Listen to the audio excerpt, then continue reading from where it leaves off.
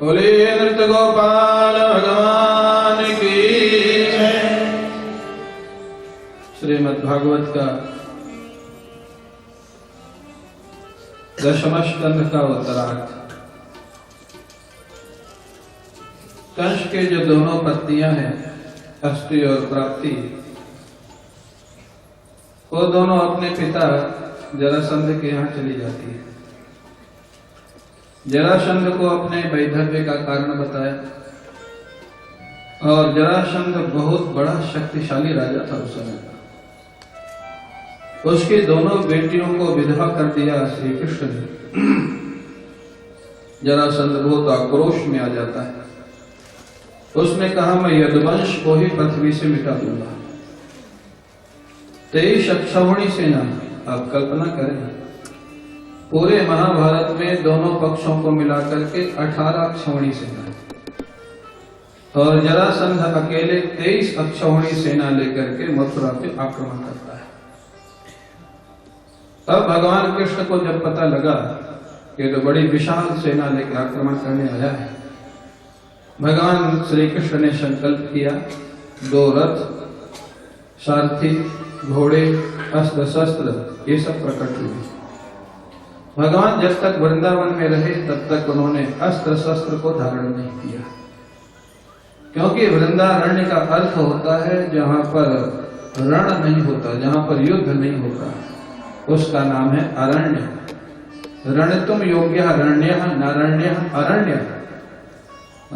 जहां पर युद्ध करें उसका नाम रण्य, जहां पर युद्ध नहीं किया जाता उसका नाम अरण्य। ये वृंदारण्य। भगवान ने वृंदावन की महिमा को, गरिमा को बचा के रखा। जब तक वृंदावन में रहे, जितने असुरों को मारा, आप देखेंगे किसी भी असुर के साथ अस्त्र शस्त्र का प्रयोग नहीं हुआ। किसी को गला दबा के मार दिया, किसी को नाच के मार दिया, किसी के मुख के अंदर हाथ डाल दिया, कुछ भी किया, लेकिन अस्त्र शस्त्र का प्रयोग नहीं किया। मथुरा जाने के बाद जब जरासंध ने आक्रमण किया, भगवान ने अस्त्र शस्त्र, रथ, घोड़े, सारथी सब स्वीकार किया।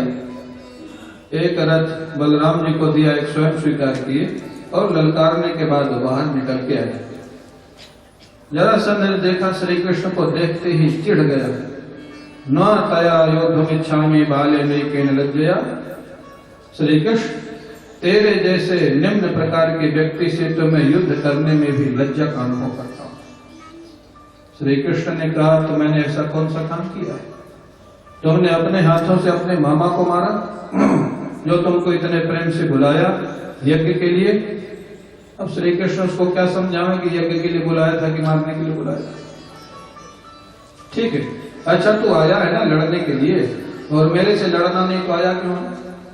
बोले, बलराम जी से लड़ सकता हूं, अगर बलराम की इच्छा हो। भगवान ने बलराम जी से कहा, मूर्ख है, अभिमानी है, तुम स्वीकार कर दो, इससे तुम लड़ो, इसकी सेना से मैं लड़ूंगा। भयंकर युद्ध प्रारंभ हुआ। महाराज भगवान कृष्ण ने जरासंध की सारी सेना को समाप्त कर दिया। बलराम जी ने जरासंध के रथ को तोड़ दिया, धनुष बाण को तोड़ दिया, जरासंध को पकड़ लिया। मारने के लिए तलवार निकाला था, गला काटने के लिए। भगवान ने जाकर के रोक दिया। वारया मास गोविंदा। भगवान ने कहा, बलराम जी ठहरो, इसको मारना नहीं है। बलराम जी को बड़ा आश्चर्य हुआ, जरासंध को मारने के लिए रोक रहे हैं श्री कृष्ण, जो हम लोगों को मारने के लिए आया था, क्यों नहीं मारना?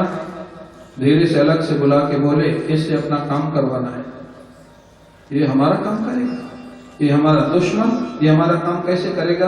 बोले, ये नहीं करेगा, लेकिन अपनी बुद्धि से इससे काम करवाएंगे। हाँ, जो बुद्धिमान व्यक्ति होता है उसमें बहुत ताकत होती है। हमारे संस्कृत में तो सूक्ति है, बुद्धि यस्य बलम तस्य।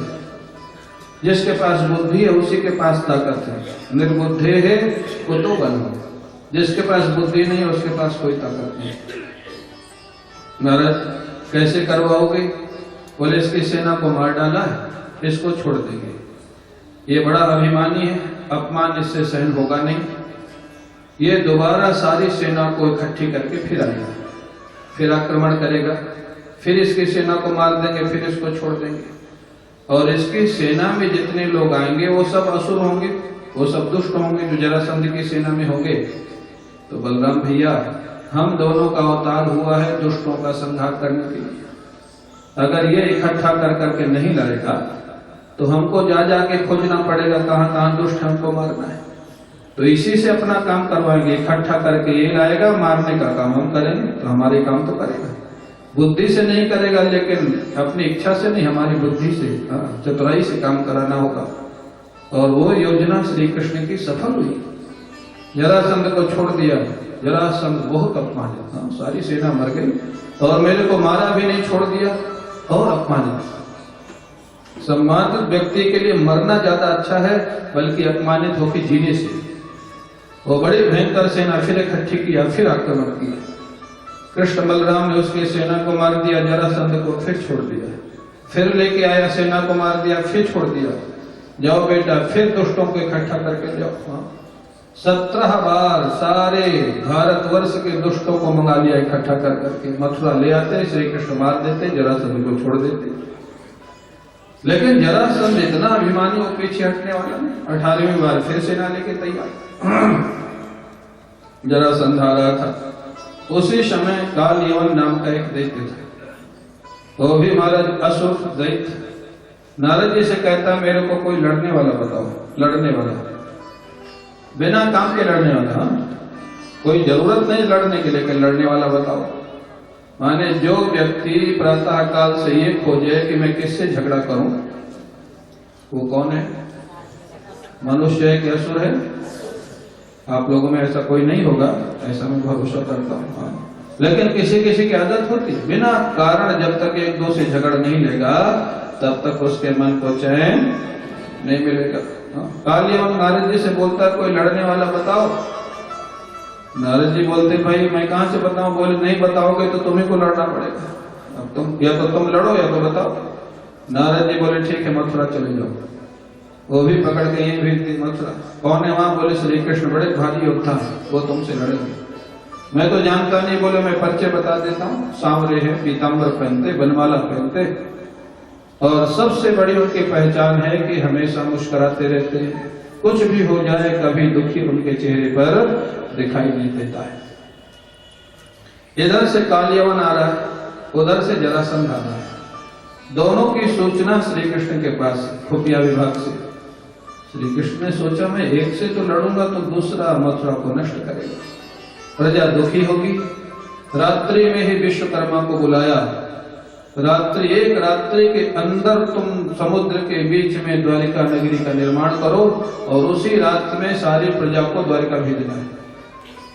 देखो भगवान के सामने भी कितनी विशाल विशाल समस्या है। एक रात्रि के अंदर द्वारिका का निर्माण हुआ समुद्र के बीच में, और उसी रात्रि में सारी प्रजा को भगवान ने विमान से उठा करके द्वारिका भेजा। विमानों से केवल सेना बची और श्री कृष्ण बलराम बचे मथुरा में, बाकी कोई नहीं बचा। सारी प्रजा को भेज दिया।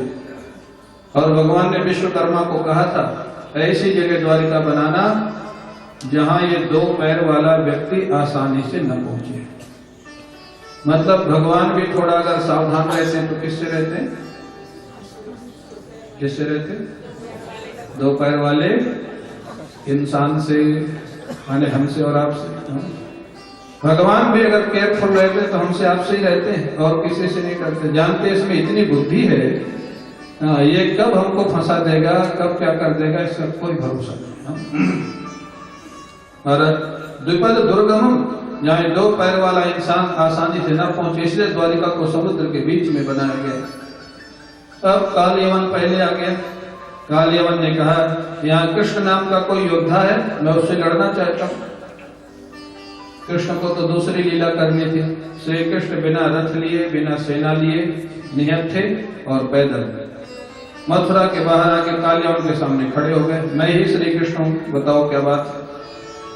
कालियवन ध्यान से देखने लग गया। नारद जी ने तो कहा था बहुत बड़े योद्धा है, इनके पास ना रथ है, ना हथियार है, ना घोड़े हैं, ना सेना है, और ये पैदल ही चले आ रहे। मैं श्री कृष्ण बताओ, वेशभूषा मिलाई तो वेशभूषा तो मिल रही, पीताम्बर पहने, सांवरे हैं, बनमाला पहने हैं और मुस्कुरा भी रहे। कालियवन ये मिला ही रहा था कि श्री कृष्ण कालियवन को देख के और मुस्कुराए और मुस्कुरा के भाग चले। अजीब योद्धा है, बिना लड़े ही भाग रहा है। जब बिना लड़े ही भाग रहा है तो ये लड़ेगा क्या? अब आगे आगे श्री कृष्ण, पीछे पीछे काल यवन। अरे यदुवंश को कलंकित मत करो, यदुवंश का बड़ा नाम है, तुम ऐसे भागोगे तो यदुवंश को बदनामी मिलेगी। भगवान कृष्ण तो किसी की सुनते नहीं, उनको जो करना है वही करते हैं। कोई कुछ बोलो। वो मथुरा से भागे भागे राजस्थान के धौलपुर, जो है धौलपुर, यहाँ मुचकुंद गुफा है, वहां मुचकुंद जी सोए हुए थे भगवान के दर्शन के लिए। उनको वरदान था भगवान के आने के पहले अगर कोई जगाएगा वो भस्म हो जाएगा। भगवान आएंगे, भगवान जगाएंगे, तभी वो जगेंगे, भगवान का दर्शन करेंगे। अन्यथा उनका का वरदान था। भगवान ने सोचा काल यवन का उद्धार तो करना ही है, चलो इसी से जगाने का काम करवा देते हैं। ऐसे लीलाधारी थे, भागते भागते गए, धौलपुर की गुफा में प्रवेश कर गए। मुचकुंद जी जहाँ सोए हुए थे, अपना पीताम्बर निकाल के मुचकुंद जी को उड़ा दिया। वो तो सोए हुए लेटे हुए, अंदर गुफा में जाके छिप गए अंधेरे में। काल यवन भागा भागा गया, अजीब योद्धा है, नारद जी ने कहा भेज दिया। एक तो बिना युद्ध के भाग खड़ा हो गया, फिर इतनी दौड़ दौड़ करके पैदल आया और इतनी जल्दी सो भी गए। ये विलक्षण व्यक्ति है। इतना गुस्सा आया काल यवन को कि जोर से एक चरण प्रहार किया। वो जानता था कि श्री कृष्ण, वो तो मुचकुंद जी थे। जैसे चरण प्रहार किया, मुचकुंद जी की नींद टूट गई, उठ के अचानक बैठे, उनकी नजर पड़ी काल यवन पे और काल यवन भस्म होकर के रात की देरी हो गया। उनको तो वरदान था भगवान के पहले अगर कोई जगाएगा वो भस्म हो जाएगा नजर पड़ते ही। अब सोच रहे हैं मुचकुंद जी कि व्यक्ति कौन था, यहाँ क्यों आया, मेरे को क्यों जगाया, अरे भस्म भी हो गया तो मैं पूछूं किससे कि कौन था। तब तक श्री कृष्ण जो गुफा में अंदर छिपे हुए थे धीरे धीरे बाहर आए, सामने आके खड़े हो गए मुचकुंद जी के, मुस्कुराने लग गए। मुचकुंद जी ध्यान से देखते, कौन है आप सूर्य हैं, चंद्र हैं, सनकादि हैं, अग्नि हैं। आपको देख के मेरे मन में बड़ी प्रसन्नता हो रही है। आप कहीं मेरे ठाकुर तो नहीं है? ठाकुर जी सामने खड़े हैं, लेकिन देखो भगवान की लीला, जब तक ठाकुर न चाहे तब तक भक्त भी उनको पहचान नहीं पाता। उन्हीं से पूछ रहा है आप कौन है, मेरे ठाकुर तो नहीं? मेरे मन में ऐसी प्रसन्नता हो रही है। भगवान ने कहा मैं अपना कौन सा परिचय दूं, मेरे अनेक नाम हैं, अनेक रूप हैं, अनेक लीलाएं हैं। मुचकुंद जी ने कहा प्रभु इस समय का दीजिए, इस समय आप किस रूप में हैं, क्या नाम है? बोले इस समय मेरे को वसुदेव नंदन वासुदेव श्री कृष्ण कहा जाता है। जैसे श्री कृष्ण ने कहा, हाँ नारद जी ने कहा था तुमको द्वापर में श्री कृष्ण का भगवान के रूप में दर्शन होगा। मुचकुंद जी तो उछल पड़े, उछल करके साष्टांग चरणों में लेट जाते हैं भगवान के। बोलिए भक्तवत्सल भगवान की, भक्तवत्सल भगवान की। चरणों में लेट गए, प्रार्थना की प्रभु, हाँ ये जो संसार है ना, बड़ी सुंदर प्रार्थना करते हैं मुचकुंद जी। विमोहितोऽयं जनैष मायया त्वदीयया त्वां न भजन्त्यनर्थक सुखाय दुःख प्रभवेषु सज्जते गृहेषु योऽसीत् पुरुषश्च वञ्चितः। हे प्रभु, ये दुनिया में सारे लोग एक दूसरे से ठगे हुए हैं। जिसका जैसे मौका मिलता है दूसरे को ठग लेता है। ये दुनिया सब ठगों की लीला चल रही है। सब लोग चालाकी में रहते हैं, सब लोग अपनी अपनी चालाकी में रहते हैं। जिसका मौका मिलता है दूसरे के साथ स्वार्थ निकाल लेता है। ये दुनिया का स्वरूप मुचकुंद जी के बड़े विशाल, सारे भारतवर्ष के राजा थे मुचकुंद जी, उनका ये अनुभव है। भगवान ने कहा मुचकुंद जी मेरी इच्छा है कि कुछ वरदान मांग लो, हाँ तुमसे मैं बहुत प्रसन्न हूँ। मुचकुंद जी ने कहा क्या मांगो? इस दुनिया का राजा मैं स्वयं हूँ, सारी संपत्ति मेरे पास है, संपत्ति का सुख और दुख मैंने दोनों देख लिया है, इस दुनिया में कोई इच्छा है नहीं। और स्वर्ग के राजा इंद्र की दुर्दशा में देख के आया हूँ, तभी आके सो गया था। रोज ही भागना पड़ता है स्वर्ग से, कोई भी दैत्य आता है भागना पड़ता है। तो ना मेरे को पृथ्वी का राज्य में आकर्षण है, न स्वर्ग में आकर्षण है, प्रभु मांगू तो क्या मांगू। ये मुचकुंद जी का अनुभव, मुचकुंद जी का क्या मांगू मैं। भगवान कहते वरान वृणीश्वर, बहुवचनांत है, जितने वरदान चाहिए मांग लो।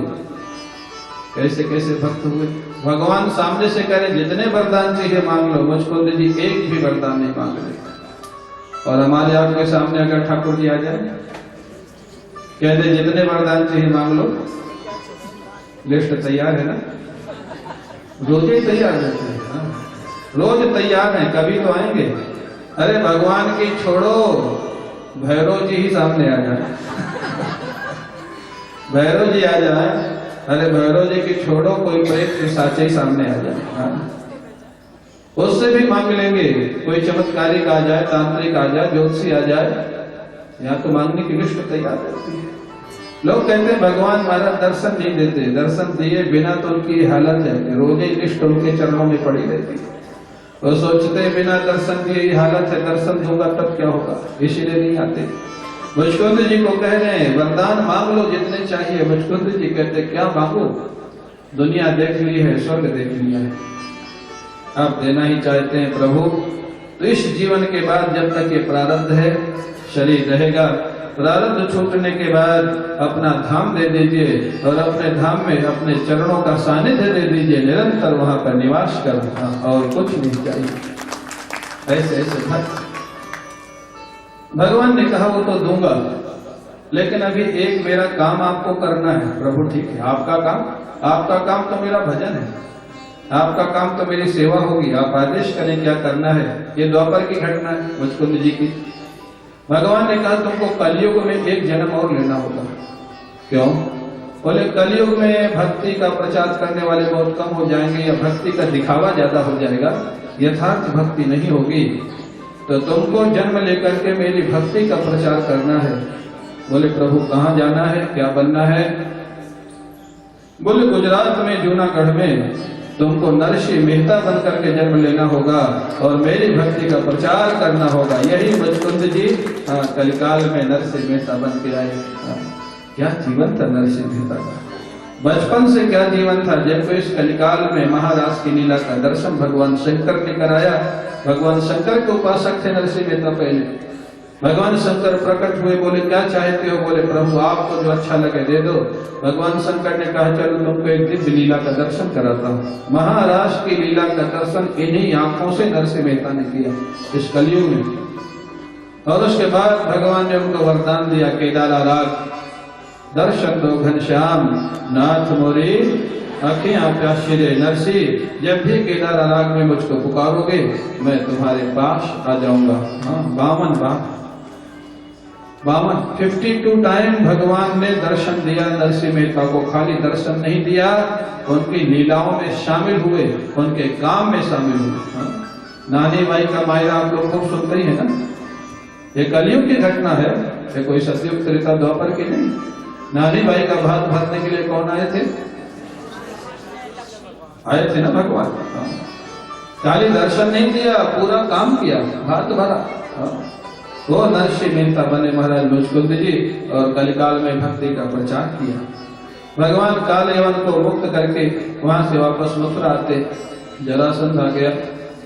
जरासंध ने अटैक कर दिया। अब भगवान कृष्ण बलराम सेना को लेकर फिर मथुरा से भागे। पहली बार भागे थे तो धौलपुर तक गए, दूसरी बार भागे तो गुजरात पहुंच गए, जूनागढ़ तक। मथुरा से पैदल, आप कल्पना कर सकते हैं। भगवान कृष्ण भागते भी कितना तेज थे महाराज। भगवान कृष्ण 2 बार भागे। इसलिए हमारे गुरुदेव कहते हैं कभी जीवन में पीछे भी हटना पड़े तो संकोच मत करना। सोच लेना श्री कृष्ण को भी 2 बार जीवन में पीछे हटना पड़ा था, भागना पड़ा था। जब समय ठीक आवे फिर आगे आ जाना।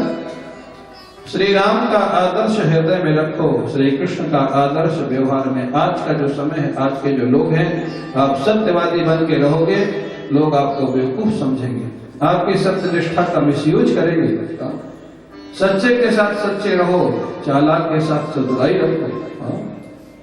संतों ने एक दोहा लिखा है,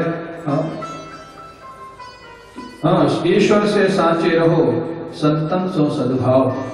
बड़ा सुंदर है। ईश्वर से, ठाकुर से सांचे रहो, संतन से सद्भाव, दुनिया में वैसे रहो जैसा देखो दाम। अरे चालाक डाकू मिल जाए और आपसे पूछे आपका ज्वेलरी कहाँ रखी, आपका पैसा रखा कहाँ रखा, क्या करोगे?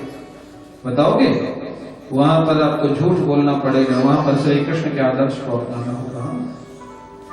ईश्वर से सांचे रहो, संतन से सद्भाव, भगवान से सच्चे रहो, संतों के प्रति सद्भावना रखो और दुनिया से वैसे रहो जैसा देखो राम। ये इसलिए भगवान राम भी तो श्री कृष्ण बन के आए ना, आज के लोगों को सिखाने के लिए, समझाने के लिए, भक्तों के लिए। महाराज भगवान कृष्ण भागे, जूनागढ़ पहुंच गए, गिरनार में चढ़ गए। जरासंध ने गिरनार में आग लगा दी कि भस्म हो जाए। भगवान कृष्ण ने छलांग लगाई गिरनार से और द्वारिका में पहुंच गए। जरासंध को पता ही नहीं लगा। जरासंध सोचा कि जल के मर गए। अब वो महाराज अब शांति से रह रहे हैं समुद्र के बीच में, क्योंकि अभी किसी को पता नहीं है कि भगवान वहां रह रहे। ज्यादा जहां पता लगा, ज्यादा प्रसिद्धि बढ़ी तो समस्या ही है भक्तों के लिए, भगवान के लिए। जितनी ज्यादा प्रसिद्धि बढ़ेगी, जानते हो, इसलिए महापुरुष पहले गाली देते थे, डंडा मारते थे। अभी भी जबलपुर हमारे आश्रम में एक महात्मा है, परमहंस महाराज, अभी 2 महीना पहले एक को 2-4 डंडा मार के सिर फोड़ दिया उसका। वो हमारे पास आया, मेरे से कहता महाराज जो पंडित जी ने बहुत मारा हमको। जबलपुर में कई लोग महात्माओं को पंडित जी बोलते हैं। मैंने कहा पंडित जी ने मारा? हमारे यहाँ तो ऐसा कोई पंडित जी नहीं जो मारता हो। अरे बोले वो आपकी वाटिका में रहते ना पंडित जी। मैंने कहा पंडित जी तो नहीं रहते। बोले नहीं वो महात्मा जी, परमहंस जी। मैंने कहा अच्छा क्यों मारा? बोले नहीं ऐसे ही मार दिया। मैंने कहा नहीं कुछ तो किया होगा, तुम ऐसे तो नहीं मारते, आजकल तो नहीं मारते। मैं गया उनसे पूछा महाराज, मैंने कहा महाराज आपका प्रोग्राम अभी भी चालू है? तो हंसने लगे, बोले क्या हुआ? अरे बोले आप मैंने आपने उसका सिर फोड़ दिया, वो आया था, आपने मारा उसको डंडा। अरे बोले हम क्या करें, एक दिन हलवा बना के लाया और दोपहर में लाया तो हमने ले लिया थोड़ा। अब वो महाराज 1 हफ्ते के बाद रात में आ गया 9 बजे बना के लेके। बोले हम लोग तो ध्यान में उस समय हम बैठे थे, रात में मैं कुछ लेता नहीं दूध के अलावा। वो खटखटाने लग गया, हम बोले नहीं। 2-3 बार खटखटाया, उन्हें पूछा कौन है? बोले हलवा लाया हूँ, नाम बताया। बोले नहीं इस समय हम नहीं लेके ले जाओ। बोला नहीं मैं अपने हाथ से बना के लाया। वही समझते आते ना अपने हाथ से बना के लाया, आप थोड़ा तो ले लो। बोले मैं नहीं लेता तो ले जा। बोले नहीं बहुत अच्छा बनाया हूँ महाराज। बोले अब हमको ध्यान नहीं करने दे। बोले मैंने दरवाजा खोला और बम बम भोले निकाला। डंडे को बम बम भोले बोलते हुआ। बोले बम बम भोले निकाला, पहले उसके हलवा के डब्बे में मारा जोर से डंडा, डब्बा वहां गिरा। फिर दूसरा डंडा मारा उसकी पीठ पे, बिल्कुल फिट बैठ गया। बोले ऐसा बोलते, बोले पीठ पे फिट बैठ गया और उसकी पीठ पे डंडा के निशान बने हुए। बोले जब मैं मना करता हूँ नहीं खाऊंगा तो क्यों लाता है? क्या मतलब उसके बाद से नहीं जाता हुआ। तो अभी पहले के महात्मा जो थे ना, वो इसीलिए जानते थे पक्का होगा तो रहेगा, कच्चा होगा तो भाग जाएगा। तो जितनी प्रसिद्धि बढ़ेगी ये दुनिया में कठिनाई ही सामने आने वाली है। साधु को जिसको भजन करना है और उसकी व्यवस्था तो भगवान ने प्रतिज्ञा ली हुई है, योगक्षेमम वहाम्यहम्। ठाकुर ने जिसकी व्यवस्था ली हुई उसको दुनिया की अपेक्षा क्या है? और अपेक्षा है तो ठाकुर पे भरोसा कहाँ?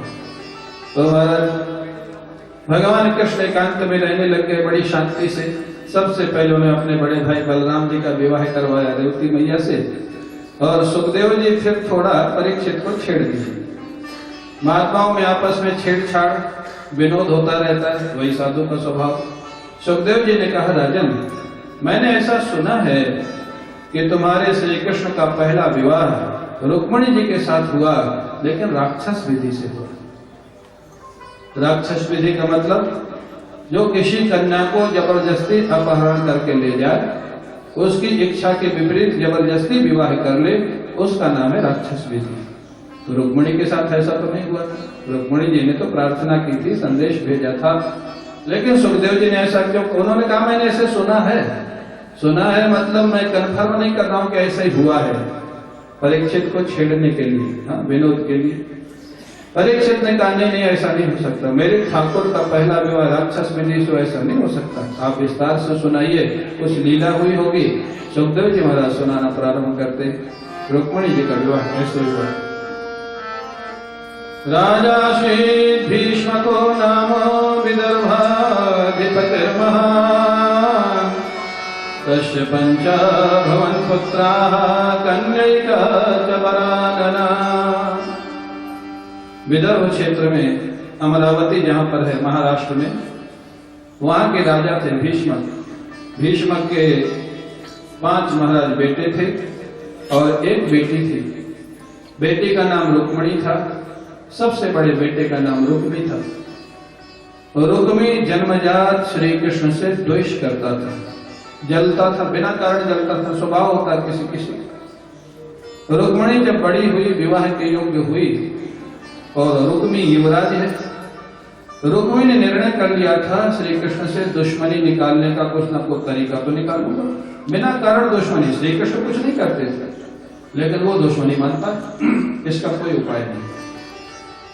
क्या तरीका निकाला, अपनी बहन का विवाह ऐसे राजकुमार से करूंगा जो श्री कृष्ण का दुश्मन होए, एक दुश्मन और अपना मित्र बना लूंगा। माने लड़के की क्वालिफिकेशन केवल यही देखनी है कि वो कृष्ण का दुश्मन है कि नहीं, बस, बाकी कैसा कुछ नहीं देखना। माने मूर्खता हमेशा रहती है संसार में, ये भी तो मूर्खता ही है ना। 5 भाई में एक बहन, और एक बहन के लिए जो कन्या को लड़का देखने जा रहे हैं, उसमें एक ही क्वालिटी देखनी है कि वो कृष्ण का दुश्मन हो, बस, बाकी कैसा हो कुछ देखना नहीं। और उसने खोज भी लिया, ऐसा लड़का खोज लिया, वो था शिशुपाल। शिशुपाल भी श्री कृष्ण को रोज गाली देता था। वो सोचा ये बढ़िया, हम दोनों एक जैसे ही, ये भी गाली देता, हम भी गाली देते। शिशुपाल के साथ रुक्मणी जी का विवाह निश्चित कर दिया। निश्चित कर दिया महाराज। रुक्मणी को जब पता लगा, अब रुक्मणी क्या बोले, जिसका विवाह होना है वो क्या बोले। जब पिताजी नहीं बोल रहे, माता पिता, क्योंकि बड़ा बेटा है उसका विरोध नहीं कर पा रहे, माता पिता नहीं बोल रहे, बड़ा भाई है तो छोटे भाई नहीं बोल रहे, विवाह निश्चित हो गया। शिशुपाल की बारात आ गई, यहां तक घटना आगे बढ़ गई।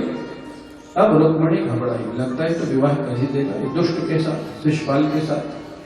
रुक्मणी जी ने एक विरक्त ब्राह्मण, विद्वान ब्राह्मण को बुलाया, संदेश दिया, जाओ द्वारिका। संदेश लिखित दिया या मुखाग्र करके दिया, कंठस्थ करके, वो दोनों पक्ष हैं, जैसे भी दिया संदेश दिया। जाओ द्वारिका, द्वारिकाधीश से मेरा संदेश निवेदन करना और जवाब लेकर के जल्दी आना, क्योंकि मेरे पास समय नहीं है। वो महाराज विद्वान ब्राह्मण, तपस्वी ब्राह्मण संदेश लेके जाता है द्वारिका। भगवान राज दरबार में बैठे थे। भगवान भी उस ब्राह्मण को पहचानते थे, बड़ा प्रसिद्ध वैदिक ब्राह्मण था, तपस्वी ब्राह्मण था। आओ आओ ब्राह्मण देवता, तुम्हारे जीवन में कोई कष्ट तो नहीं है? तुम्हारे जैसे तपस्वी ब्राह्मण जिस समाज में सुखी रहते हैं, जिस राज्य में सुखी रहते हैं, वो राज्य और समाज हमेशा सुखी रहता है। ये देखो, ये धर्म है। और आजकल क्या होता है, आजकल तो जो सज्जन है उसी को परेशान किया जाता है, जो दुष्ट है उसी को बढ़ाया जाता है। अपूज्या यत्र पूज्यन्ते पूज्य पूजा व्यतिक्रमा त्रीणि तत् प्रजायन्ते दुर्भिक्षम मरणम भयम। जहां अपूज्य लोगों की पूजा होने लग जाए और प्रतिष्ठित लोगों का अपमान होने लग जाए, वहां 3 घटनाएं होना प्रारंभ हो जाती हैं। दुर्भिक्ष माने अकाल, दुर्भिक्षम मरणम भयम, वहां चारों तरफ समाज में भय व्याप्त हो जाता है। अकाल माने अतिवृष्टि, अल्पवृष्टि, भूकंप, ये जो दैवी आपदाएं हैं ये प्रारंभ हो जाती हैं और जगह जगह मृत्यु का तांडव प्रारंभ हो जाता है। आज यहाँ बम ब्लास्ट हो गया, कल वहां हो गया, कल वहां रेल दुर्घटना हो गई। ये कब होता है? जब सम्मानित व्यक्तियों का अपमान होने लग जाए और दुष्ट व्यक्तियों को सम्मानित करने लग जाए। अपूज्या है यत्र पूज्यन्ते पूज्य पूजा व्यतिक्रमः त्रीणि तत्र प्रजायन्ते दुर्भिक्षम मरणम भयम। वही हो रहा था महाराज। अब शिशुपाल के विपक्ष में जैसे ब्राह्मण देवता पहुंचे, वहां भगवान ने आदर किया। बोले कोई कष्ट? बोले नहीं महाराज, मेरे को कोई कष्ट नहीं है। लेकिन मैं किसी के कष्ट का समाचार लेके आया हूं, बताओ किसको कष्ट है? ब्राह्मण देवता ने कहा वो समाचार यहां नहीं बता सकता, एकांत में बताऊंगा। भगवान उसको राजमहल में ले गए। ब्राह्मण देवता ने रुक्मिणी का संदेश बोलना प्रारंभ किया। 7 श्लोकों में रुक्मिणी का संदेश है। 7 ही श्लोक में क्यों है? इसमें भी जीव गोस्वामी लिखते हैं, मानो रुक्मिणी जी ने कहा विवाह में जो सप्तपदी विधि होती है ना, सप्तपदी विधि जो विवाह में होती है, 7 श्लोक इसलिए लिखे कि मैंने तो सप्तपदी विधि आपके साथ स्वीकृत कर ली, आगे निर्णय देना आपका काम है।